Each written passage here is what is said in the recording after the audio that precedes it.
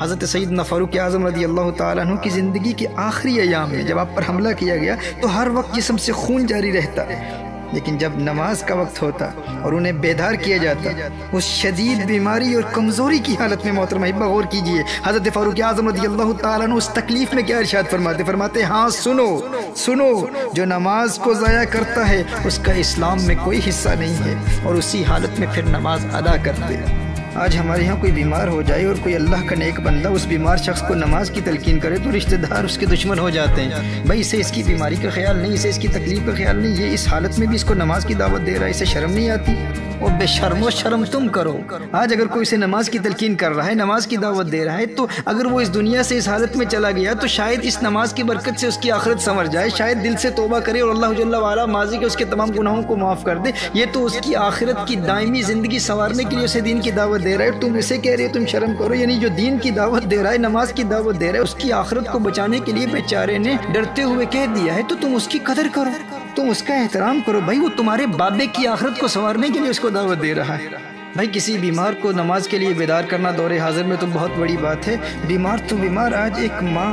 اپنے 4 سال کے بچے کو صبح کے وقت اسکول کے لیے بیدار کرنے میں کوئی تکلیف محسوس نہیں کرتی، لیکن 15-16 سال کے بچے کو فجر کے وقت جگانے کے عمل کو شدت پسندی اور ظلم سے تعبیر کرتی ہے کہ یہ ظلم ہو رہا ہے۔ بھائی یہ تھکا ہوا ہے بیچارہ، اس کی عمر ہی کیا ہے، ابھی چھوٹا بچہ ہے، لیکن وہ 4-5 سال کے ننھے بچے کو اسکول کے لیے بیدار کرنے میں کوئی تکلیف محسوس نہیں کرتا، کوئی اسے ظلم نہیں کہتا، کوئی ماں یہ نہیں کہتی کہ اس پر ظلم ہو رہا ہے، یہ کم سن بچہ ہے، کم عمر بچہ ہے، اس کو اس وقت بیدار نہ کرو، اس کو اس وقت تکلیف کیوں دے رہے ہیں، کوئی نہیں کہتا۔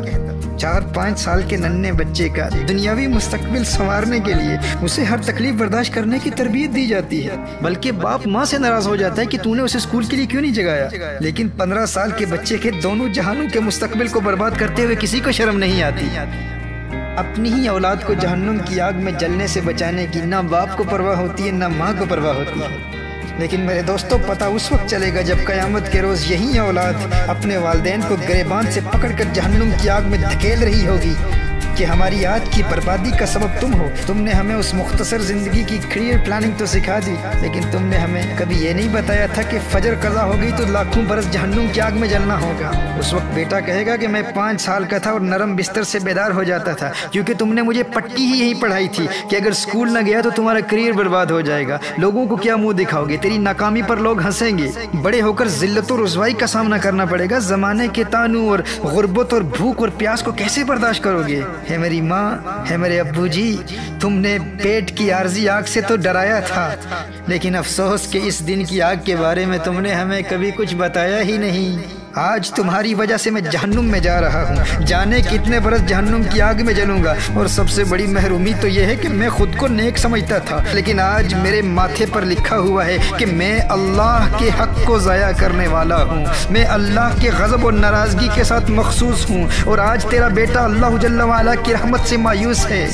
اے میرے والدین، آج آپ کی وجہ سے میں فرعون، حامان، قارون اور ابی بن خلف جیسے اللہ کے دشمنوں کی صفوں میں کھڑا ہوں۔ کیوں؟ آخر کیوں؟ یہ ظلم مجھ پر کیوں کیا؟ آج اللہ کی ساری مخلوق میری پیشانی پر لکھی ہوئی ان عبارتوں کو پڑھ رہی ہے۔ ابو جی دنیا کی نظروں اور دنیا کے طعنوں سے تو ڈراتے تھے، لیکن اس دن کی رسوائی کا ذکر بھی نہیں کیا، مجھے کبھی بتایا ہی نہیں کہ یہ دن بھی آنے والا ہے۔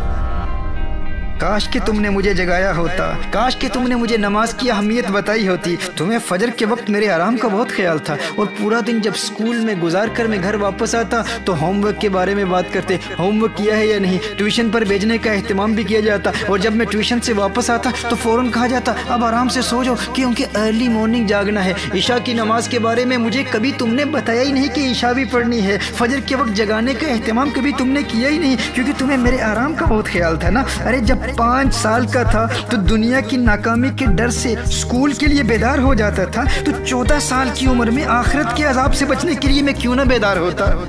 کاش کہ تم نے مجھے جگایا ہوتا، کاش کہ تم نے مجھے نماز کی اہمیت بتائی ہوتی۔ میرے بھائیو، اپنا اور اپنی اولاد کا دنیاوی اور اخروی مستقبل سنوارنے کے لیے آج بیدار ہو جاؤ۔ مرنے کے بعد تو سب بیدار ہو ہی جاتے ہیں،